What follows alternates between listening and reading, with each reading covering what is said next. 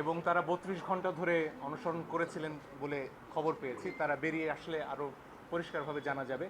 এবং আমার আসলে আমাদের জাতীয় কবি কাজী নজরুল ইসলামের কথা মনে পড়েছে। পত্রিকায় তার লেখার জন্য তাকে আটক করা হয়েছিল, আপনারা জানেন, আনন্দময়ীর আগমনে কবিতার জন্য। তারপর 39 দিন তিনি অনশন করেছিলেন, হার মানেননি। আমাদের সন্তানরাও হার মানবে না। এবং এই 6 জন কিন্তু শেষ নয়, এর বাইরেও আরও অনেককে আটক করা হয়েছে। অনেক জায়গা থেকে নারীদের আটক করা হয়েছে কোনো নারী পুলিশের উপস্থিতি ছাড়া, সে অভিযোগ আমরা পেয়েছি। বিভিন্ন জায়গায় মোবাইল চেক করা হচ্ছে, যার কোনো অধিকার আইন শৃঙ্খলা রক্ষাকারী বাহিনীর নেই। এইগুলো অবিলম্বে বন্ধ করতে হবে। আজকে আমার স্ত্রী আমার পাশে রয়েছেন, তিনি একটু আগে ঢাকা বিশ্ববিদ্যালয়ে যাওয়ার চেষ্টা করছিলেন।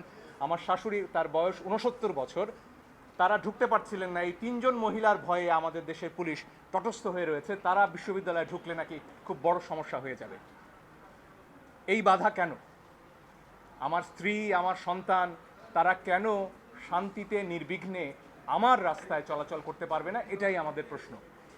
আমাদের খুব পরিষ্কার কথা, এই ধরনের হয়রানির কোনো অধিকার আমাদের সংবিধান দেয়নি।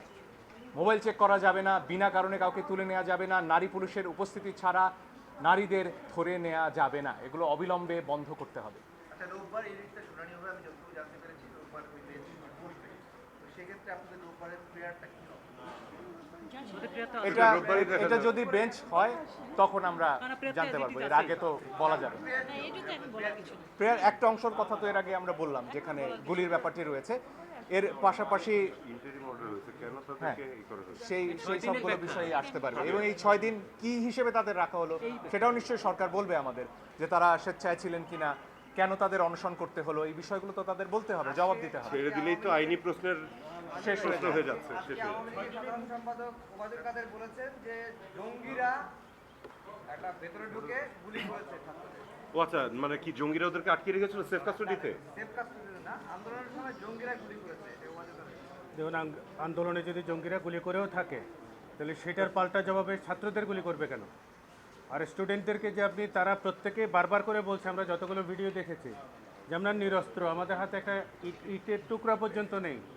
তাহলে আপনি লাইভ বুলেট যে মারছেন, আমরা যে আমাদের রিটের যে প্রেয়ারের প্রথম পোর্শন, সেই জায়গাটা তো সেটেল হওয়া খুব জরুরি। আপনি কোন আইনের বলে, কোন অধিকারে আসলে এদেরকে গুলি করছেন? আর গতকালকে দেখবেন আপনারা হাইকোর্টের গেটে যখন ওরা মার্চ ফর জাস্টিসের জন্য স্টুডেন্টরা আসছিল, তাদেরকে অনেককে চড়থাপ্পড় মারতে দেখেছি।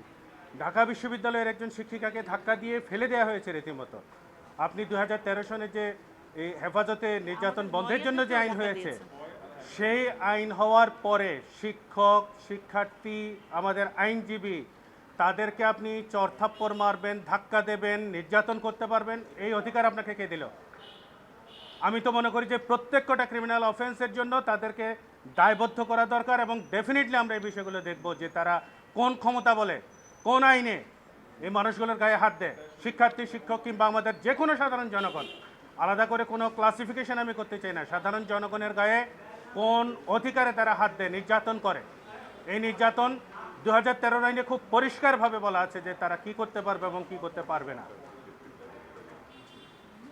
আমি শুধু একটি সাপ্লিমেন্ট করি, আমরা একটা সাপ্লিমেন্ট করি। আমরা যেহেতু কজ নিয়ে এসেছি, আমরা এখন দাবি করছি একদম বিনীতভাবে, একদম নির্মোহ দাবি এটা, যারা গ্রেপ্তার হয়েছেন বিনা অপরাধে শুধু প্রসেশনে যাওয়ার কারণে, প্লিজ তাদেরকে ছেড়ে দেন।